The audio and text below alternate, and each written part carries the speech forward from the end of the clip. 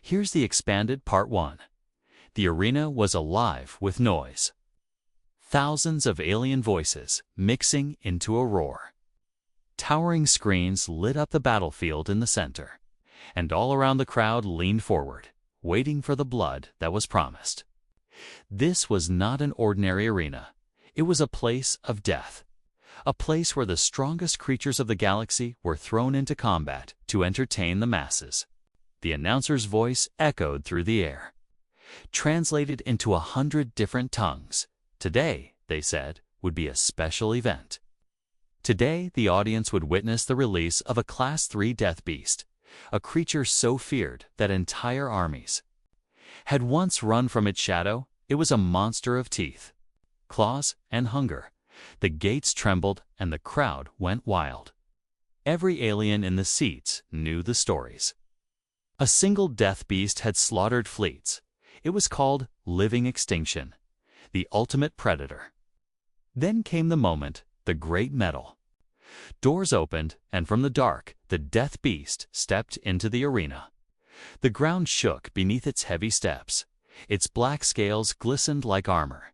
Its eyes glowed red, and its fangs dripped with saliva as it sniffed the air, searching for prey. The crowd screamed in fear and excitement. Some alien children hid their faces while warriors cheered for blood. And then a second gate opened, this time smaller, quieter. From it stepped the challenger, and to the shock of every soul watching, it was not another monster. It was not a mighty alien warrior. It was a human. The crowd gasped. A thin figure stood in the sand, calm, steady, unafraid. He carried no sword, no gun, no armor, only a small cage in his hands. The aliens jeered and laughed. Whispers filled the arena. They thought the human had gone mad. The death beast roared. The sound shook the walls. Dust fell from the ceiling. The arena itself seemed to tremble from its voice. And yet the human did not flinch. He simply knelt, placing the cage gently on the ground. Inside the cage, something moved, small and soft. Nothing like the monster before it. The cage door clicked open, and out walked a cat. The arena fell silent. It was small, with soft fur and bright eyes. It stretched lazily, yawned, and flicked its tail as if it had just woken from a nap. The crowd erupted into laughter. Thousands of aliens howled with amusement. They thought it was a joke. They thought the human had brought a pet to die. The death beast growled, the sound like thunder rolling across a mountain. Its massive claws dug into the sand. It lowered its head, ready to strike. Saliva dripped from its jaws. The crowd shouted for blood, for death. They wanted to see the tiny creature crushed in an instant, but the human stood silent, calm, almost smiling. He did nothing. He only looked at the cat as if he trusted it completely. The death beast lunged forward. The ground shook. The air split with its roar. But then something happened, something no one in the galaxy could have imagined. The beast slowed. Its muscles locked. Its claws dug deeper into the ground, but it did not strike. Instead, it lowered its massive head. Its glowing eyes locked onto the small cat. The crowd went silent again. Confusion rippled across the arena. The cat blinked slowly, unimpressed, then licked its paw. The death beast rumbled, a sound that was no longer rage, but something else, something like submission.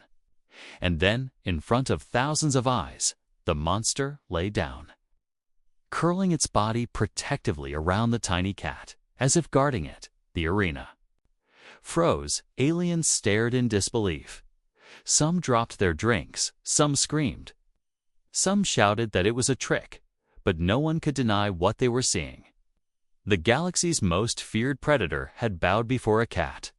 The human crossed his arms, his calm face never changing. He looked more like someone waiting for a train than someone facing death. The crowd did not understand. They could not understand. The announcer's voice cracked, trying to explain what had happened, but even their words failed. Nothing in the long history of the arena had ever shown this. Death had been promised. But instead, they had seen something greater, something terrifying in a new way. The cat purred softly, stretching against the death beast's scales, and the monster closed its eyes like a loyal guardian. The laughter in the arena died, replaced by whispers of fear. What power did the humans hold? What secret did they keep? Why would a death beast bow to a creature so small?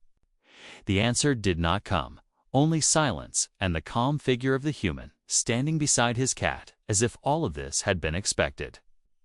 As if the whole galaxy had just learned a lesson they were too slow to understand, and in that silence, every species watching felt a single thought rise in their minds. Maybe the most dangerous creature in the arena was not the beast. Maybe it was the human, or maybe it was the cat. Here's the full narration for Part 2. The death beast stood in the arena, its massive body trembling with power. Every breath it took shook the air. Saliva dripped from its jaws as it scanned for prey. The crowd of aliens screamed. With hunger for blood, they had come for death, for terror. And they believed they would get it, across from the monster.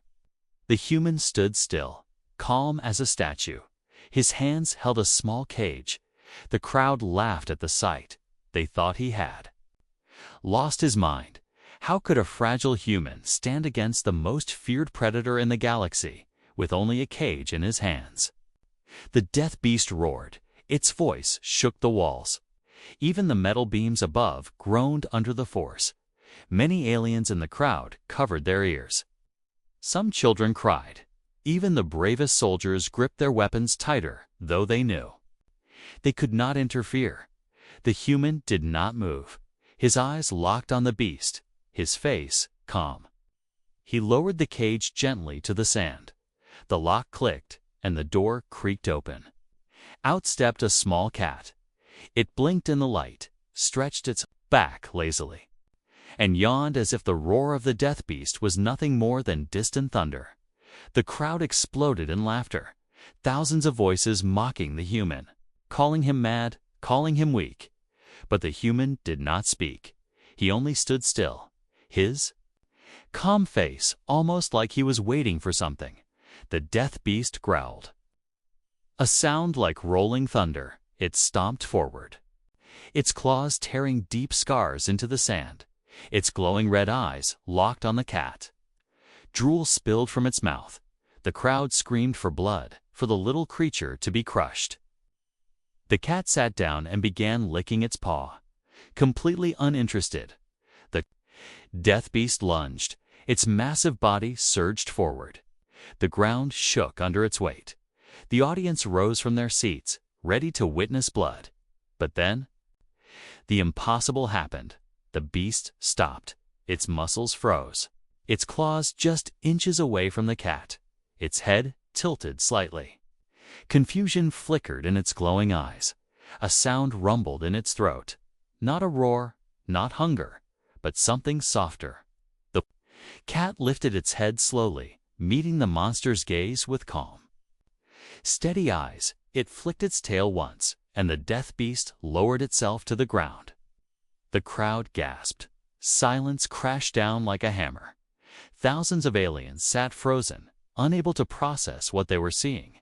The death beast, the monster of nightmares, the devourer of armies, was lying down at the paws of a tiny earth cat. The announcer stammered into his microphone, "Teeth, this cannot be. This is not. This is not possible." His voice cracked as the image played across giant holoscreens. The cat stretched once more and walked casually forward, brushing its body against the death beast's leg as though it was rubbing against a familiar piece of furniture. The monster rumbled again, but this time it was not rage. It was almost like a purr. The crowd erupted not in cheers, but in confusion and fear. Some shouted it was sorcery. Some shouted trickery. Some fell silent, too afraid to say a word. The human finally moved, his face calm, his hands sliding into his pockets. He looked at the death beast lying at the feet of his cat, and then he looked at the crowd, his gaze sharp and steady. He said nothing, but he didn't need to. Every alien watching felt a chill crawl down their spine. It was not only the cat they feared now, it was the human who brought it here, standing calm while the laws of nature bent before him. A warrior in the crowd stood and shouted, "This is not natural. No beast bows to prey." But his voice trembled with fear. His words were drowned by the silence that followed. The death beast shifted. Curling its massive body around the cat protectively, its eyes scanned the arena as if daring anyone to approach. The crowd leaned back in their seats, some dropping their drinks, some shivering in terror.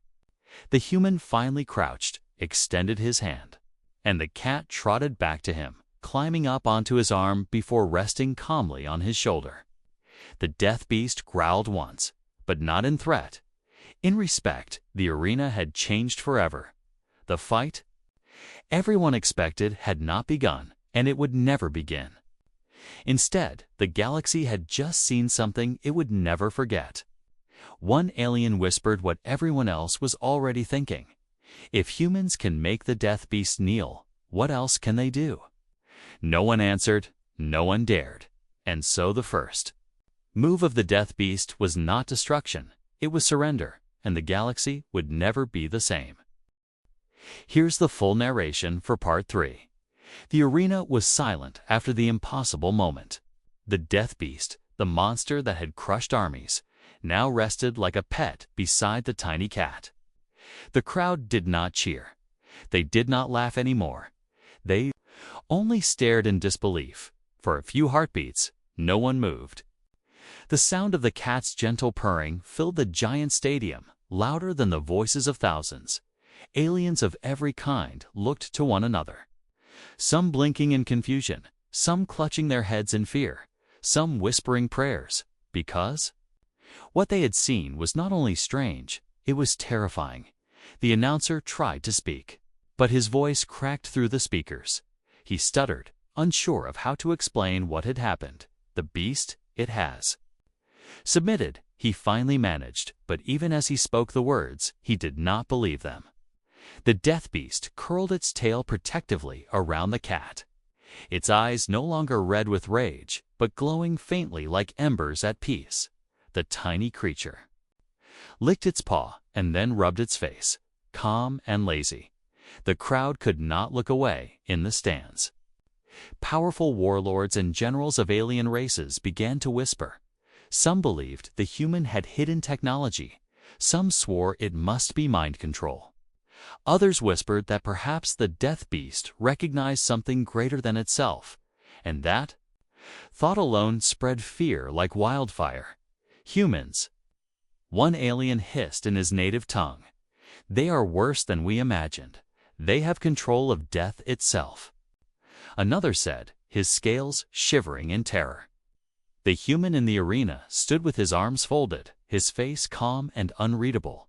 He gave no explanation, no sign of panic, as if this moment had been planned, as if everything happening was natural to him, and that calmness frightened the audience even more.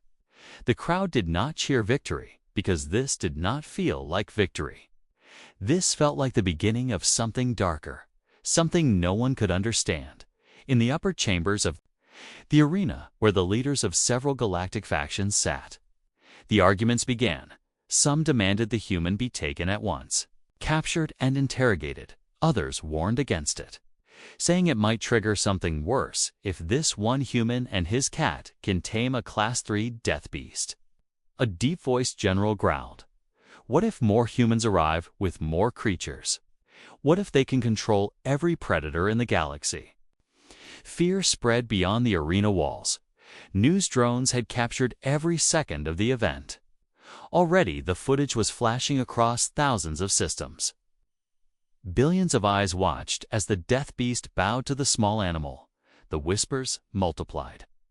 Across the stars on distant colonies, soldiers questioned if their weapons meant anything anymore. Merchants argued if humans should ever be trusted in trade again. Politicians debated if humanity was not a rising empire in disguise. And yet, in the center of all this chaos, the human only crouched down and gently scratched the cat's ear. The death beast shifted its massive body, pressing closer to the small animal as if it was protecting its own child. Some aliens in the arena could not breathe. They had seen monsters obey no one, not even their own kind, but here was proof of something beyond natural law. One young alien shouted from the stands, "The human is the real beast." And the words echoed in the minds of many. Yes, perhaps it was not the cat. Perhaps not even the death beast. Perhaps it was the calm, fearless human, standing as if he owned the arena. The crowd began to argue loudly, fear turning to anger. Some demanded the fight continue. Others demanded the human be removed. Some shouted to kill the cat before it was too late. But no one dared step forward.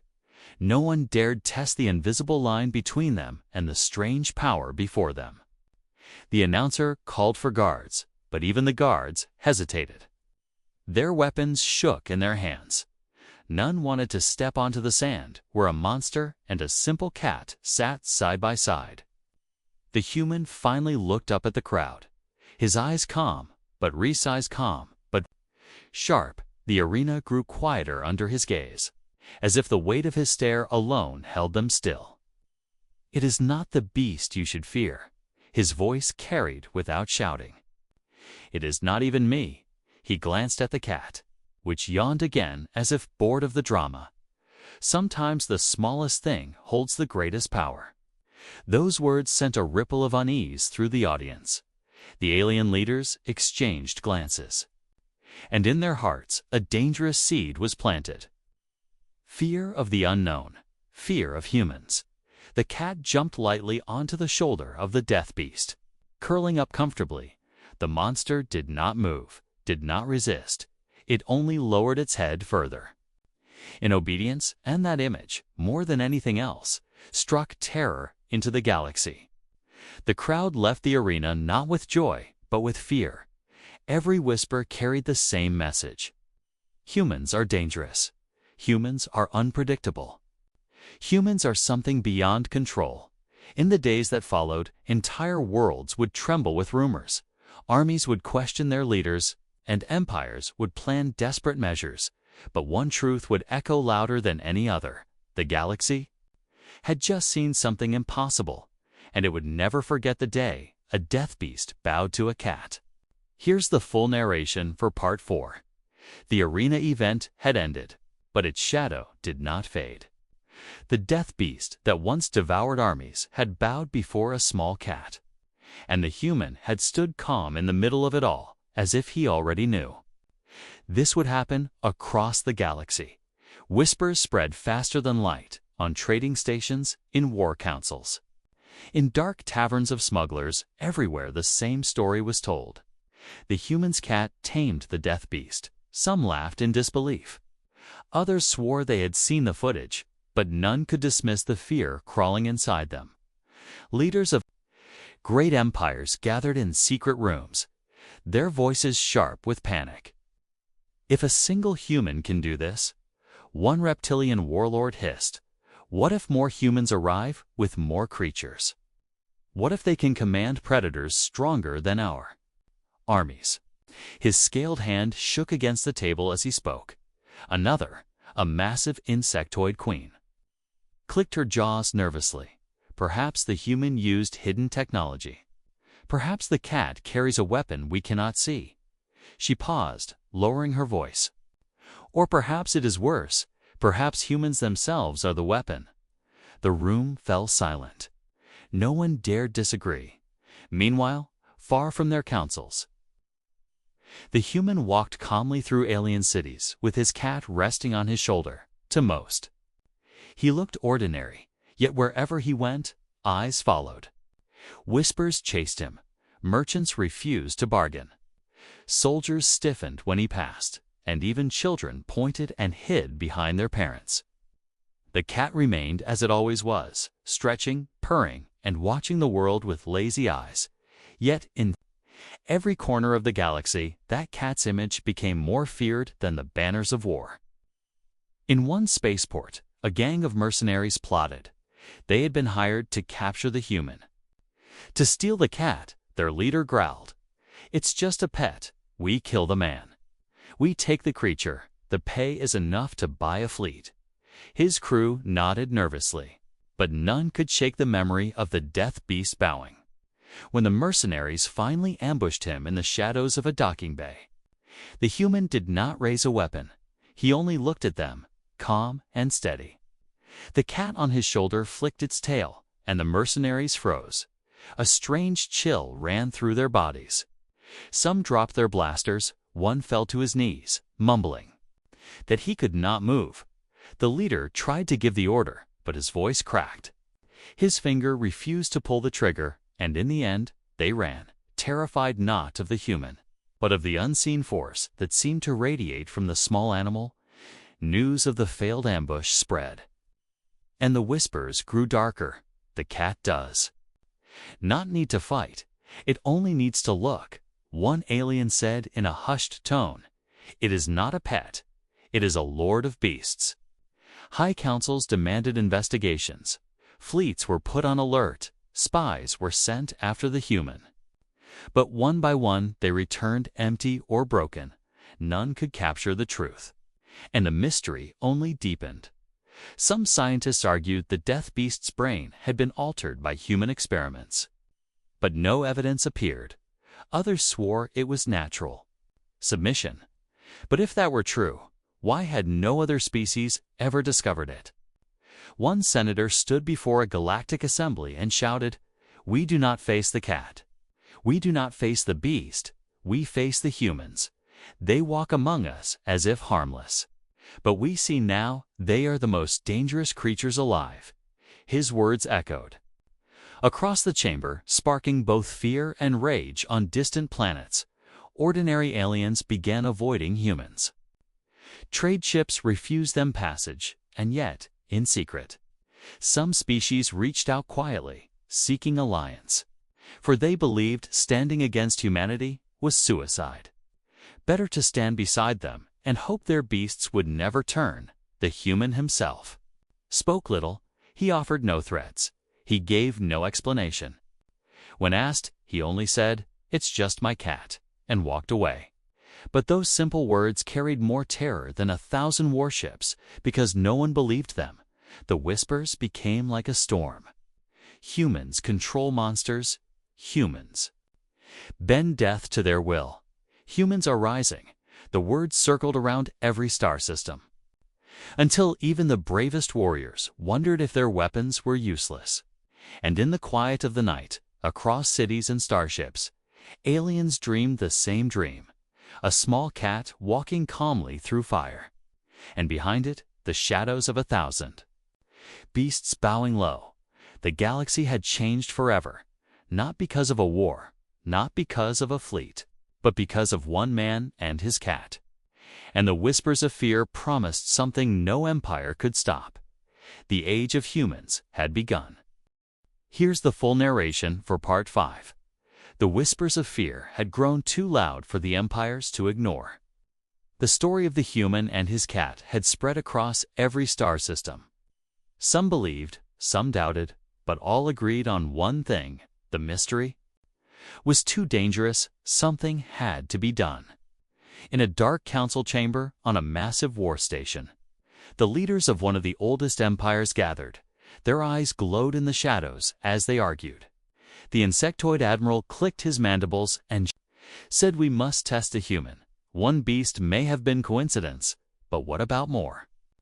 His words cut the silence like a blade. A reptilian warlord hissed in agreement. "Yes, let us invite him. Make him believe we honor his strength, and then we unleash not one, but 2 death beasts. Let the galaxy see the truth." His scaled lips curved into a cruel smile. The plan was set. Messages were sent with polite words and false promises. They told the human he would be given honor in their grand arena. They told him he would be offered peace, a chance to prove that humans could stand as equals among the great powers of the galaxy. The human accepted without hesitation, calm as always, his cat curled on his shoulder as he boarded their ship. Some of the alien guards stared nervously as he passed, remembering the footage. Their hands trembled near their weapons, but none dared speak. The arena chosen was even larger than the first, filled with tens of thousands of spectators. Banners of the Empire waved proudly. Drums thundered. And the announcer's voice echoed like fire. Today, we honor the human who tamed the death beast. Today, we ask him to show his strength once more. The crowd cheered. But beneath their voices was an undercurrent of fear. From the gates, the first beast emerged, its scales gleaming, its roar shaking the walls from another gate. The second followed, larger, meaner, its claws tearing the ground. Together, they looked unstoppable, two storms of destruction. The audience leaned forward, eyes wide. This was the moment. Would the human be torn apart, or would he reveal a secret no one could deny? The human stepped into the sand calmly, his hands behind his back. The cat leaped down from his shoulder and landed gracefully. It stretched, tail flicking, as if bored by the noise. The beasts roared, shaking the very air. Their eyes burned with hunger, saliva dripped from their jaws. They stomped forward, ready to kill. The crowd screamed with excitement and terror. But then the same impossible silence fell. The first beast slowed, its claws scraping the ground. It lowered its massive head, its glowing eyes locked onto the cat. The second beast, larger and more savage, roared again. But even it faltered, its steps slowed, its chest heaved with confused growls. And finally, it too lowered its head, bowing. Low in the sand, the cat walked between them without fear, brushing its tail against their legs as if they were nothing more than furniture. And the two death beasts lay down on either side of it, their bodies forming walls of muscle and scale to protect the tiny creature. The arena erupted in chaos. Some aliens screamed it was sorcery. Others cried out that this was the end of the galaxy. Leaders in the high chamber stood in shock. Their plans shattered before their eyes, instead of exposing weakness. They had shown the galaxy a greater terror. The announcer's voice cracked as he tried to speak. But no words could explain what had happened. The human only smiled faintly. As if everything was going exactly as he expected, he walked forward, placed a hand gently on the cat's back. And the beasts growled softly, not in rage, but in obedience. Panic spread. The spectators no longer cheered.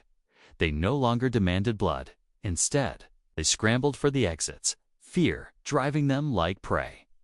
Entire sections of the arena emptied as whispers filled the air. He controls them. He controls them all, in the council chamber above. The leaders argued in desperation. This cannot be allowed. If humans can tame beasts like this, they are a threat to every empire.